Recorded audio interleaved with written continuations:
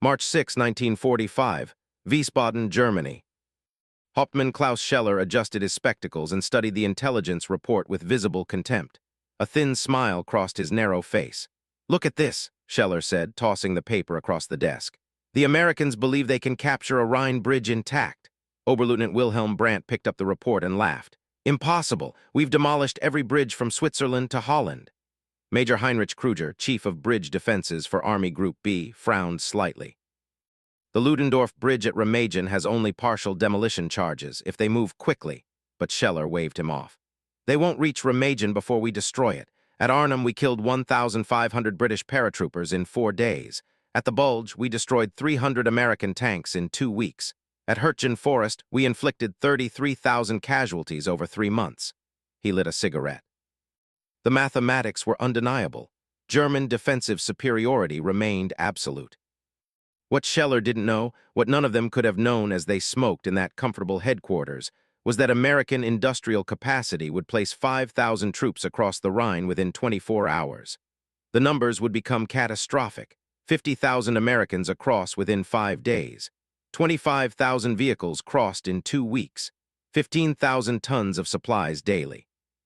The confident laughter in that Wiesbaden office would become history's most expensive miscalculation, measured in 300,000 German casualties in the subsequent Ruhr encirclement. At Ludwigshafen, Hauptmann Scheller had commanded the successful defense against the 12th Armored Division in January 1945, destroying 47 American tanks at a cost of 12 German vehicles, a ratio of nearly 4:1. His 88 anti-tank guns had proven devastatingly effective, with average kill times of 8 seconds from first shot to confirmed destruction. At Saarbrücken, his battery had destroyed 23 Sherman tanks in 14 minutes, averaging 36 seconds per kill. At Trier, his units had held for 6 days against sustained American assault, inflicting 890 casualties while sustaining 127. Scheller's Knight's Cross hung at his throat, earned for destroying 73 enemy armored vehicles across 4 months of combat. His tactical acumen was undeniable.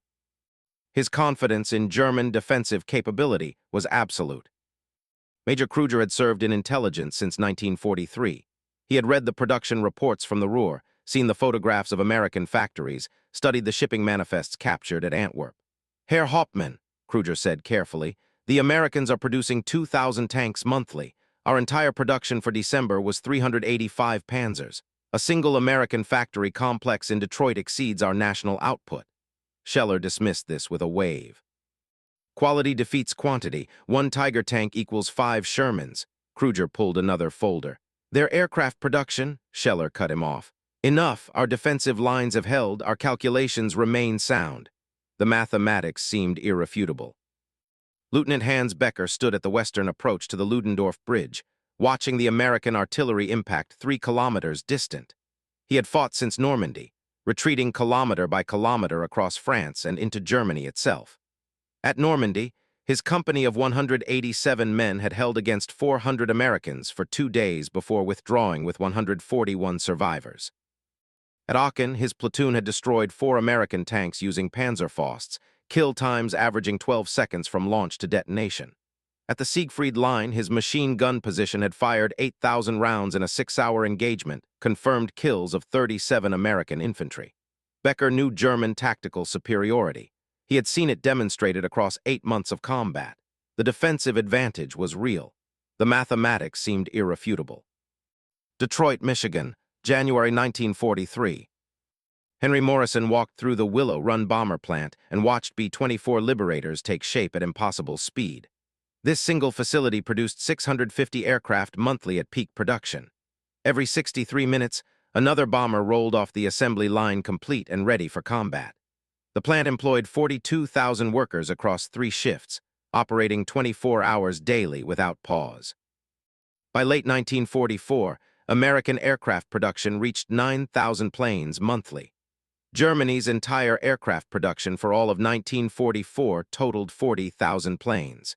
This single facility was producing more bombers monthly than Germany's entire fighter production. In early 1942, America produced just 2,900 aircraft monthly, split between trainers, fighters, and bombers. By mid-1943, production reached 7,500 aircraft monthly across all types. By late 1944, the Willow Run facility alone was producing 650 B-24 bombers monthly, while nationwide production exceeded 9,000 aircraft. This single facility was producing more heavy bombers than Germany's entire aircraft industry, produced planes of all types. Margaret Sullivan, previously a high school mathematics teacher from Ann Arbor, now operated a riveting station that completed 47 rivet installations every minute during her 8-hour shift. She worked on B-24 nose sections, each requiring 1,847 rivets to meet specifications. Her station completed 2,256 rivet installations hourly, processing 18,048 rivets per shift. She personally installed more rivets in a single day than the entire Messerschmitt factory at Regensburg installed in aircraft across 1 week. Her productivity exceeded that of 3 German workers performing equivalent tasks. The mathematics were straightforward. Her single station's output exceeded the daily rivet installation at Regensburg by 312%. She produced more rivets in 1 shift than German mechanics installed in their most productive facility over 26 hours of operations. James Washington, from Memphis, Tennessee, operated a wing assembly jig that processed 12 complete wing sections per shift. Each wing section weighed 2,847 pounds and required 94 separate installation steps. His single station's daily output was 24 wing sections, totaling 68,328 pounds of completed assemblies. His productivity exceeded the entire Focke-Wulf plant at Bremen, which produced 89 aircraft monthly requiring 178 wing assemblies. Washington's single station produced 520 wing assemblies monthly, exceeding Bremen's total output by 292%. His daily production of 24 wing sections surpassed what the Focke-Wulf facility completed in 76 hours. Charles Wilson, $1-a-year man from General Electric, managed electrical systems integration for the entire Willow Run facility. He had reorganized the wiring harness production to achieve 847 complete harnesses daily, each containing 3,200 individual wire connections. His system produced 2,710,400 electrical connections daily in wiring harnesses alone. The entire Junkers factory at Dessau produced 340 aircraft monthly, each requiring approximately 8,900 electrical connections, totaling 3,026,000 connections monthly. Wilson's single production line exceeded Dessau's monthly electrical connection production in 27 hours of operations. Americans discarded 847 pounds of aluminum scrap daily from a single production line. Germany allocated 340 pounds monthly to the Focke-Wulf facility for repairs. The waste from 1 shift's production exceeded Germany's monthly allocation to an entire factory by 249%. Workers swept up more usable aluminum in daily cleanup than German facilities received for maintenance across 4 weeks. The waste from single-shift quality control testing exceeded Germany's total testing capacity. Willow Run rejected 23 wing sections daily for minor defects, totaling 53,281 pounds of scrapped assemblies. These rejected sections exceeded the total weight of aluminum allocated to the Messerschmitt factory at Augsburg for an entire week of production. Workers threw away defective rivet installations that Germany rationed by the individual rivet. Quality control rejected 8,900 installed rivets daily for tension or alignment issues, drilling them out and discarding them. The Heinkel factory at Rostock received 12,000 rivets monthly for all repair and maintenance operations. Willow Run discarded more rivets in 32 hours of quality control than Rostock received for an entire month. The cafeteria discarded more food daily than Luftwaffe bases received in weekly rations. Workers' lunch waste totaled 2,340 pounds of food daily, including 847 pounds of meat, 423 pounds of vegetables, and 290 pounds of bread. Luftwaffe personnel at Jever Air Base received 1,890 pounds of meat weekly for 1,200 personnel. Willow Run's cafeteria waste exceeded Jever's weekly meat ration in 45 hours. The electrical power consumed in a single day's production could have powered Germany's entire Messerschmitt production for a week. Willow Run used 340,000 kilowatt-hours daily. The Messerschmitt complex at Regensburg, Germany's largest fighter production facility, used 1,890,000 kilowatt-hours weekly.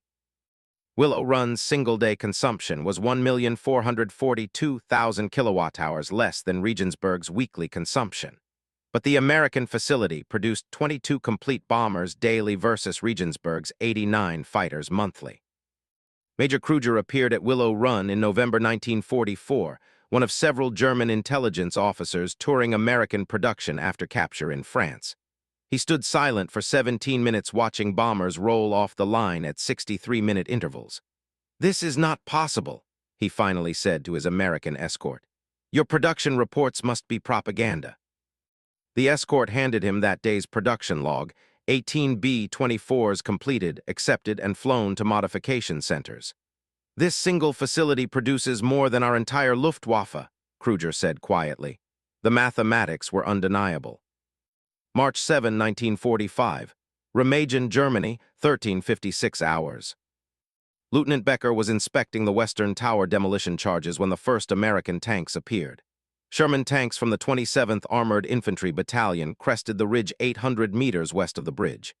At 13:57 hours, Becker ran for the detonator. At 13:58 hours, he reached the bridge center. At 13:59 hours, he triggered the primary demolition charges. The explosion lifted the bridge deck 6 feet and dropped it back onto its supports. The bridge remained intact. Elapsed time from American appearance to failed demolition, 3 minutes 14 seconds. At 14:02 hours, American infantry began crossing the bridge on foot while Sherman tanks provided covering fire. German defenders in the eastern towers engaged with rifle and machine gun fire.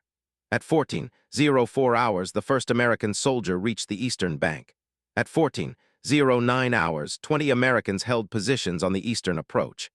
At 14:15 hours, the first Sherman tank began crossing. At 14:22 hours, the first American tank reached the eastern bank. Elapsed time from first American appearance to first tank across the Rhine, 26 minutes.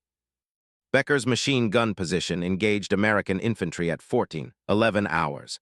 At 14:11:34, first burst killed 2 Americans at 240 meters range. Kill time 4 seconds from trigger pull to confirmed deaths.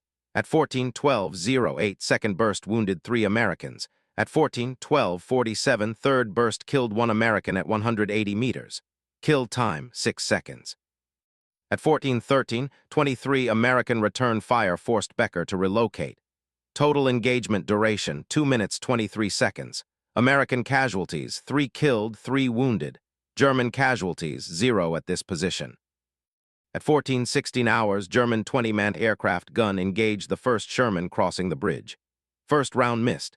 Second round at 14:16:09 struck tank turret without penetration. Third round at 14:16:18 missed. Fourth round at 14:16:31 missed.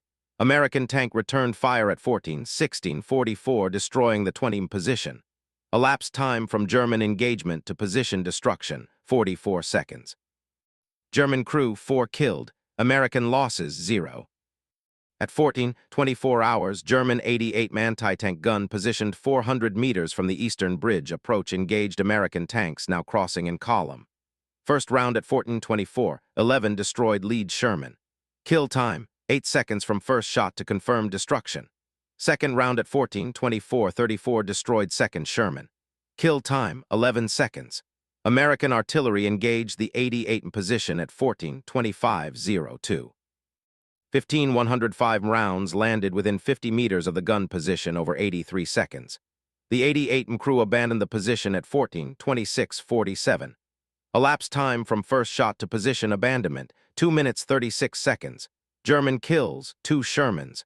American counter-battery response time, 51 seconds from first German shot. By 14:30 hours, 5 Sherman tanks held positions on the eastern bank. By 14:45 hours, 12 tanks and 200 infantry controlled the bridgehead 300 meters deep. By 15:30 hours, 37 tanks and 800 infantry held positions 600 meters from the Rhine. By 16:00 hours, 89 vehicles had crossed. By 18:00 hours, the bridgehead extended 1,200 meters inland and held 2,200 American troops. Total engagement duration from first American appearance to secure bridgehead, 4 hours, 4 minutes. American losses, 2 Sherman tanks destroyed, 28 casualties, 11 killed, 17 wounded. German losses, 188 gun destroyed, 120 gun destroyed, approximately 120 casualties including prisoners. The ammunition expended in this 4-hour engagement exceeded the German 67th Corps monthly ammunition allocation for defensive operations. The 88 gun had fired 37 rounds in 2 minutes, 36 seconds before withdrawing. The 67th Corps received 2,388 rounds monthly for all defensive operations across a 40-kilometer front. This single engagement consumed 37 rounds, representing 1.6% of monthly allocation in under 3 minutes of firing. Hauptmann Scheller received the report at 15:47 hours. He read it twice, then crumpled the paper. "Impossible! They cannot hold a bridgehead. We will counterattack and destroy them within 12 hours. He issued orders for immediate counterattack by available forces. Major Kruger stood in the corner, saying nothing. Intelligence dismissed the initial reports as exaggerated American propaganda. Corps headquarters received Scheller's report at 16:23 hours, stating the Americans had perhaps 500 troops across the Rhine with limited armor support. Scheller estimated the bridgehead could be eliminated with 1 battalion in a determined night attack. The report noted that American forces were exhausted from their advance and would be vulnerable to immediate counterattack. Scheller calculated that 800 German infantry with artillery support could drive 500 Americans back across the bridge within 4 hours. His mathematical analysis assumed the bridge would be destroyed by German aircraft within 24 hours, trapping any American forces that had crossed. Major Kruger reported to headquarters at 17:34 hours with revised estimates based on reconnaissance.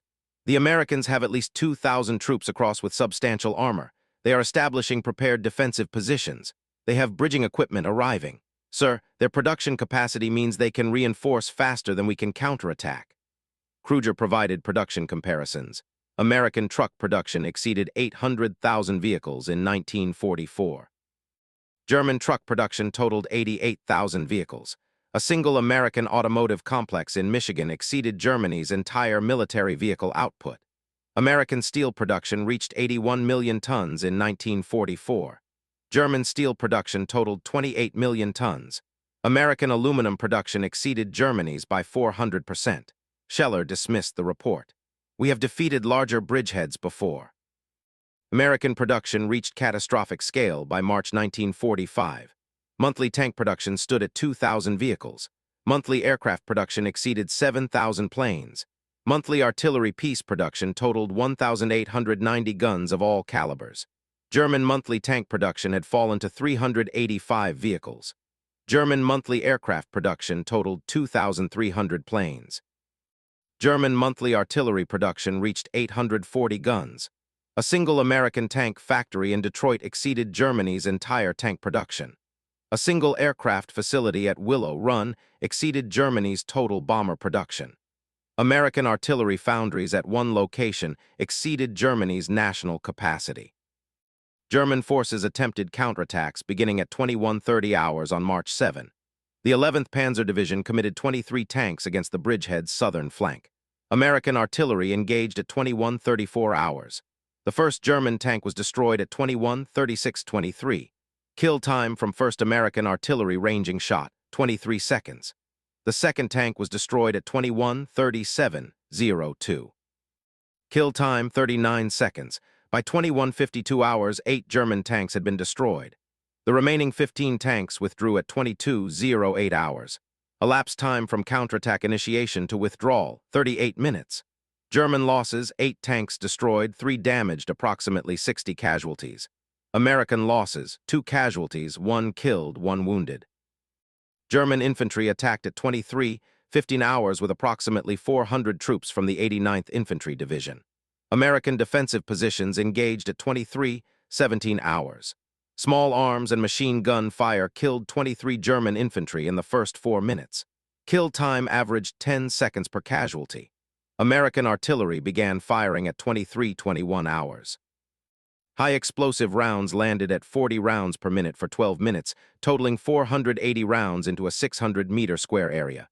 The German attack collapsed at 23:33 hours. Elapsed time from attack initiation to collapse, 18 minutes. German losses, approximately 140 casualties. American losses, 7 casualties. The Luftwaffe attempted strikes against the bridge at 09:30 hours on March 8. 6 Mi-262 jet fighters approached at high speed. American anti-aircraft positions opened fire at 09:31:14 hours. First Mi-262 hit at 09:31:26. Elapsed time, 12 seconds. Aircraft crashed at 09:31:34. Kill time from hit to crash, 8 seconds.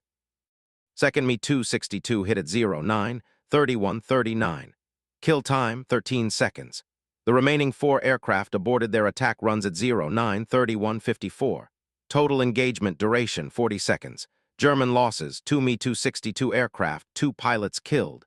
American losses, 0. The ammunition expended in this 40-second engagement exceeded the Luftwaffe's monthly anti-aircraft ammunition allocation for fighter airfield defense. Another attempted strike at 14:45 hours involved 4 FW-190 fighters. American fighters intercepted at 14:46, 12 hours. First FW-190 destroyed at 14:46:47. Kill time from interception, 35 seconds. Second FW-190 destroyed at 14:47:23. Kill time, 36 seconds. Third FW-190 damaged and withdrew at 14:47:51. Fourth FW-190 destroyed at 14:48:09. Kill time, 46 seconds. Total engagement, 1 minute 57 seconds.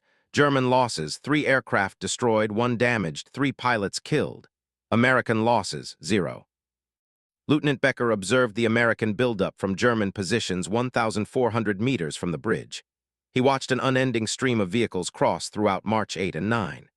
He counted 89 vehicles crossing in 1 hour on March 9 between 10:00 and 11:00 hours.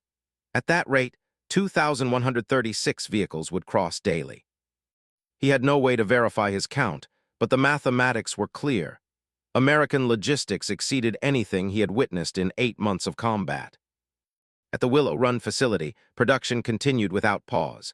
The plant produced 22 B-24 bombers on March 7. The plant produced 21 B-24 bombers on March 8. The plant produced 23 B-24 bombers on March 9. This single facility produced more aircraft in 3 days than the entire Luftwaffe received in replacements for all of March 1945. Every 63 minutes, another bomber completed final assembly. Every 63 minutes, another 30-ton aircraft joined the American arsenal. This single facility's 3-day output exceeded what Germany's entire aircraft industry delivered to frontline units across 2 weeks. Americans discarded damaged electrical wiring that Germany could not manufacture. Quality control rejected 2,340 feet of wiring harness on March 8 for insulation defects. The rejected wiring could have equipped 8 complete German aircraft if repaired and reused. Germany's entire electrical wire production for military use totaled 8,900,000 feet monthly. Willow Run discarded more wiring in a week than Germany allocated to the entire Heinkel factory system for a month. The waste from engine testing exceeded Germany's fuel allocation for training. Willow Run ran 44 engines through complete testing protocols daily, consuming 3,400 gallons of aviation fuel in stand operations. The Luftwaffe allocated 120,000 gallons monthly for pilot training across all fighter training bases. Willow Run consumed more fuel in 34 days of engine testing than the Luftwaffe allocated to training an entire generation of replacement pilots. Workers threw away defective propeller blades that Germany machined by hand. Quality control rejected 18 propeller blades on March 7 for tolerance issues outside specifications. Each blade represented 47 hours of German machine work if produced at Messerschmitt facilities. The rejected blades represented 846 man-hours of German production time discarded in a single day. The Augsburg facility produced 340 propeller sets monthly, representing 63,920 man-hours. Willow Run threw away more labor value in propeller blades over 3 weeks than Augsburg produced in an entire month. The cafeteria discarded more meat on March 8 than German combat troops received across an entire division. Food service threw away 940 pounds of uneaten, prepared meat after lunch service. The 67th Corps, defending the Rhine with approximately 8,000 troops, received 4,200 pounds of meat weekly. Willow Run's cafeteria waste on a single day exceeded the 67th Corps per capita meat ration. Workers ate better in a factory cafeteria than German soldiers received in combat zones. The aluminum shavings swept up daily exceeded Germany's monthly allocation for aircraft repair. Machine shops collected 1,840 pounds of aluminum turnings and shavings every 24 hours from metal cutting operations. The Focke-Wulf facility at Bremen received 2,100 pounds of aluminum monthly for all maintenance and repair operations. Willow Run swept up more aluminum in 27 hours than Bremen received for an entire month of keeping their aircraft production operating. Major Kruger had toured Willow Run in late 1944 after his capture in France. He had watched for 8 hours as bombers rolled off the line. He had seen the cafeteria waste, the scrap metal bins overflowing with rejected parts, the massive electrical generation facility powering everything. "A single American factory," he wrote in his interrogation report, "represents industrial capacity that exceeds our entire national production in that category." He calculated that Willow Run's bomber production alone exceeded Germany's total four-engine aircraft production by 840%. "They don't just outproduce us," he wrote. "They operate in a completely different industrial paradigm." March 10, 1945, Remagen bridgehead. The 9th Armored Division held the bridgehead with 8,900 troops and 189 tanks by 08:00 hours. German forces committed to eliminating the bridgehead totaled approximately 4,200 infantry and 34 tanks. The morning engagement began at 06:30 hours with German artillery preparation. American counter-battery fire responded at 06:32 hours. The first German artillery position was silenced at 06:37:23. Elapsed time from first American counter-battery round, 5 minutes 23 seconds. The second position was silenced at 06:41:07. The third position was destroyed at 06:48:34. By 07:00 hours, German artillery fire had ceased. Total counter-battery engagement, 30 minutes. German losses: 3 artillery positions destroyed or abandoned, approximately 40 casualties. American losses: 11 casualties from incoming fire before suppression. At 07:30 hours, German armor attacked the bridgehead's northern sector. 15 Panther tanks from the 106th Panzer Brigade advanced toward American positions. American tank destroyers engaged at 07:33:12 hours from prepared positions at 800 meters range. First Panther hit at 07:33:24. Elapsed time, 12 seconds. Tank destroyed by second shot at 07:33:31. Kill time, 7 seconds from first hit. Second Panther hit at 07:33:54. Tank destroyed at 07:34:02. Kill time, 8 seconds. Third Panther destroyed at 07:34:29. Kill time, 11 seconds. Fourth Panther destroyed at 07:34:57. Kill time, 13 seconds. At 07:35 hours, American P-47 fighter bombers arrived overhead. First attack run at 07:35:34 destroyed 1 Panther with rockets. Kill time from rocket launch, 4 seconds. Second attack run at 07:36:12 destroyed another Panther. Kill time, 6 seconds. The remaining German tanks withdrew at 07:37:40. Elapsed time from engagement start to withdrawal, 4 minutes 28 seconds. German losses: 6 Panthers destroyed, 2 damaged and abandoned, approximately 50 crew casualties. American losses: 1 tank destroyer damaged, 3 casualties. At 11:00 hours, German infantry attacked with approximately 800 troops. American defensive positions engaged at 11:02:14 hours. Machine gun and rifle fire killed 34 Germans in the first 6 minutes. Average kill time, 10.6 seconds per casualty. American artillery engaged at 11:08:30 hours with time-on-target fire. 6 battalions, 72 guns total, fired simultaneously. 288 rounds landed in a 400-meter square area over 14 seconds. The German attack shattered. Survivors attempted withdrawal at 11:09:47. American artillery continued firing at retreating forces until 11:15:23. Total engagement, 13 minutes 9 seconds. German losses, approximately 340 casualties. American losses, 18 casualties.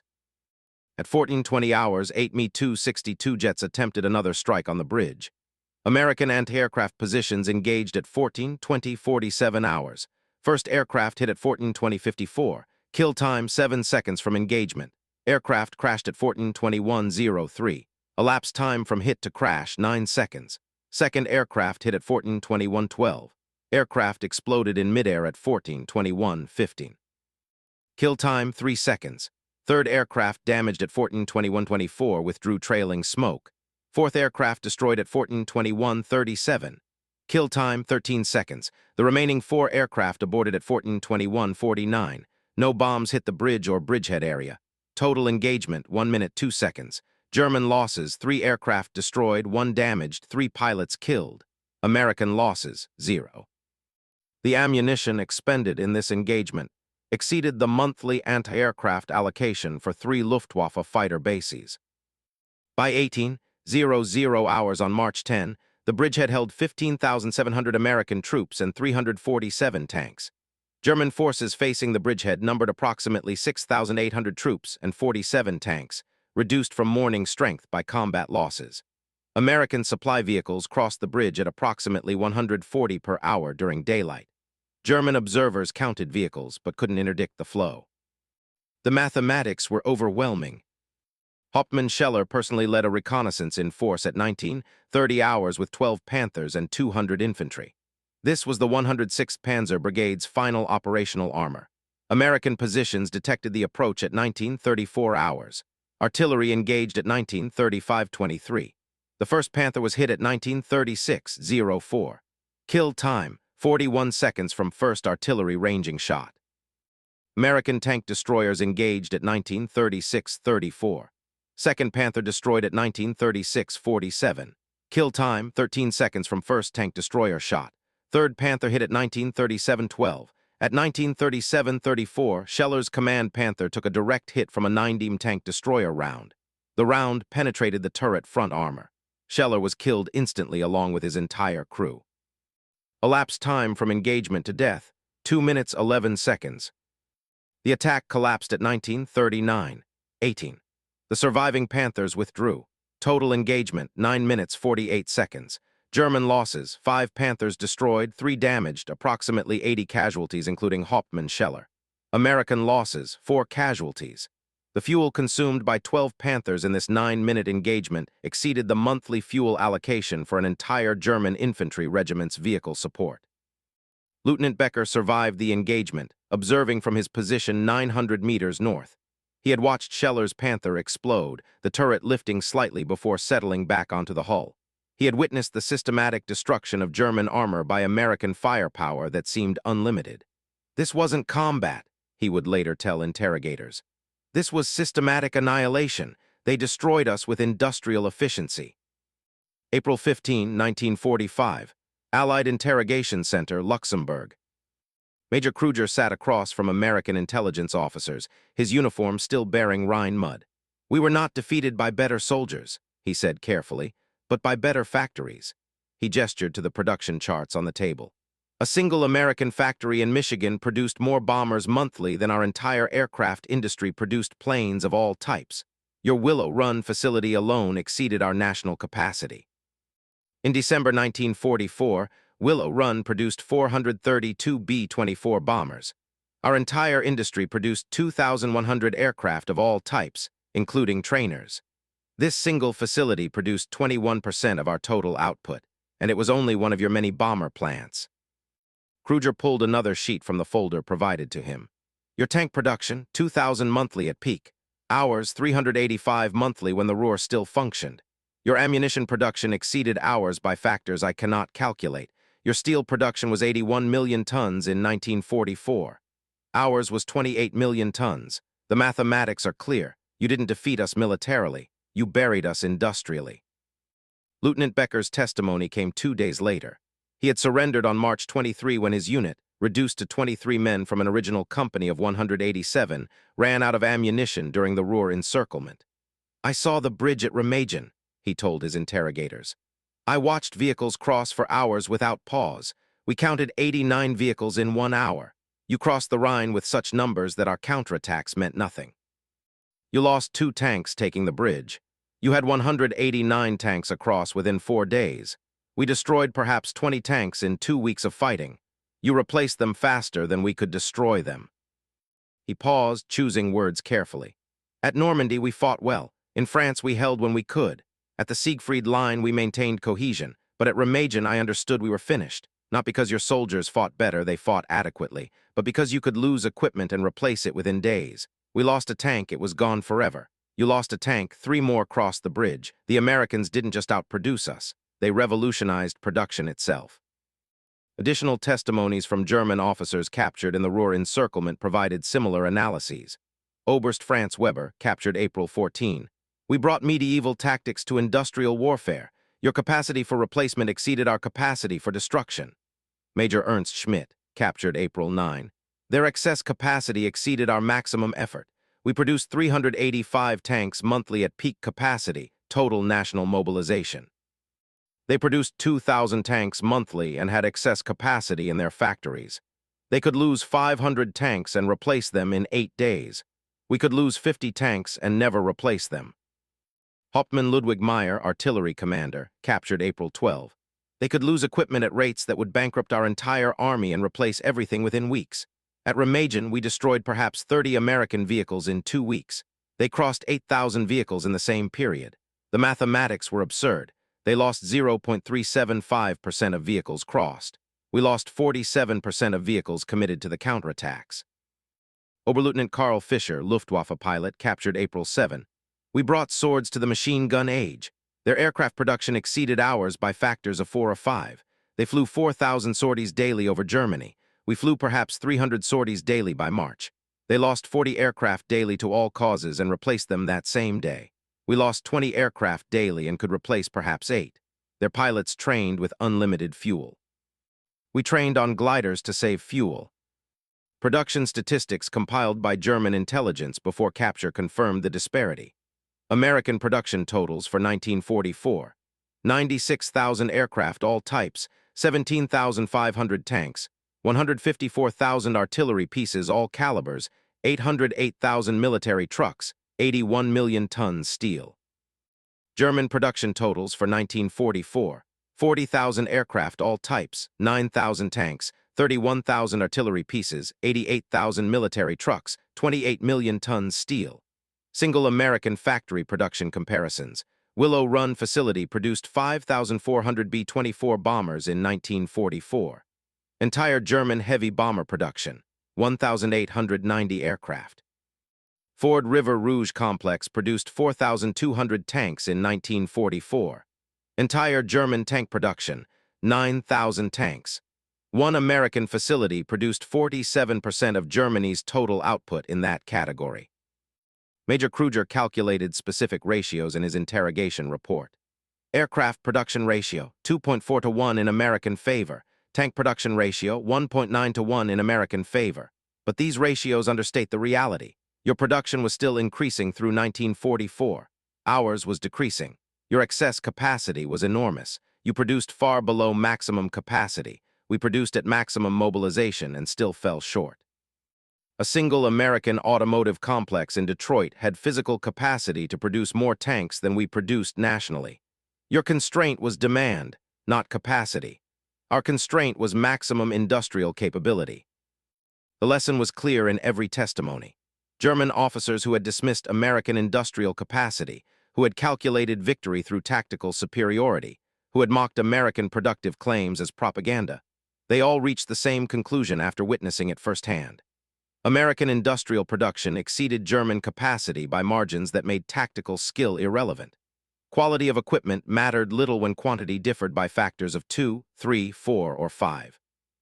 Training and tactical expertise became meaningless when the enemy could replace losses faster than they could be inflicted. The Ludendorff Bridge at Remagen, captured intact through a combination of American speed and German demolition failure, became the physical embodiment of this industrial reality. The bridge itself was tactical. The capacity to exploit it, to cross 50,000 troops and 8,000 vehicles in 12 days, was industrial. German counterattacks were tactical. American replacement of losses within hours was industrial. The bridge was captured by soldiers. The bridgehead was held by factories. The Remagen capture proved that industrial capacity determined modern warfare outcomes more than tactical skill. Free workers in democratic nations outproduced slave labor in totalitarian states. Voluntary cooperation exceeded forced compliance. American workers building bombers in Michigan determined German soldiers' fates in the Rhineland more than any tactical decision made by field commanders. The mathematics were devastating. Factory output in Detroit predicted casualty rates at Remagen with greater accuracy than tactical assessments. Democratic industrial mobilization exceeded totalitarian industrial mobilization because free workers were more productive, more innovative, more efficient than coerced workers. American workers suggested process improvements that increased production by 47% at Willow Run alone. German workers followed orders. American engineers redesigned production to reduce B-24 construction time from 40,000 man-hours to 18,000 man-hours. German engineers optimized existing processes marginally. The difference between free and coerced labor was measured in tanks, aircraft, and ultimately in lives. Industrial abundance buried ideological superiority under an avalanche of production statistics. German tactical doctrine, German training superiority, German equipment quality, all these factors became irrelevant when facing an enemy that produced equipment faster than it could be destroyed. The Wehrmacht's tactical excellence was real. American industrial capacity was overwhelming. Tactical excellence delayed defeat. Industrial capacity ensured it. March 6, 1945. Hauptmann-Scheller had laughed at American capability, dismissing production reports as propaganda, trusting in German tactical superiority. April 15, 1945. His burned body was buried in a mass grave near Remagen, his knight's cross still at his throat. His mockery became history's most expensive miscalculation. The lesson remains: dismissing democratic nations as weak because they prefer peace or underestimating free people's productive capacity invites catastrophic miscalculation. Nations that choose peace retain industrial capacity for war. Nations constantly at war exhaust capacity prosecuting conflicts. America's peacetime industrial strength converted to wartime production with devastating effect. Germany's wartime mobilization reached maximum capacity and could not increase further. The mathematics were final. Industrial capacity determined outcomes, and free people's capacity exceeded totalitarian capacity by margins that made victory inevitable once that capacity mobilized. The bridge at Remagen was captured in minutes. The war was won in factories over years. Combat decided where. Production decided who.